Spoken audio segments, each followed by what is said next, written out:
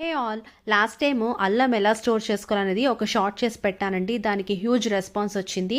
Thank you so much guys. చూసిన viewers అందరికీ చాలా చాలా థ్యాంక్స్ చెప్తున్నాను. అలాగే నా సబ్స్క్రైబర్స్కి హార్ట్ఫుల్ థ్యాంక్స్ చెప్తున్నానండి. Please continue supporting me. So ఇంకా ఈ వీడియోలో కూడా ఒక చిన్న టిప్ చెప్పబోతున్నానండి. ఏం లేదండి, మన మార్కెట్ నుంచి మిరపకాయలు తెచ్చుకున్న తర్వాత చాలామంది తొడిమలు తీసి దాన్ని చక్కగా వాటర్లో కడిగేసి స్టోర్ చేస్తూ ఉంటారు. అలా మీరు ఎంత జాగ్రత్తగా స్టోర్ చేసినా కూడా త్వరగా పాడైపోతూ ఉంటాయి. అలా కాకుండా ఈ వీడియోలో నేను చూపించిన విధంగా ఫస్ట్ తొడిమలు తీయకుండా చక్కగా వాష్ చేసేసుకోండి.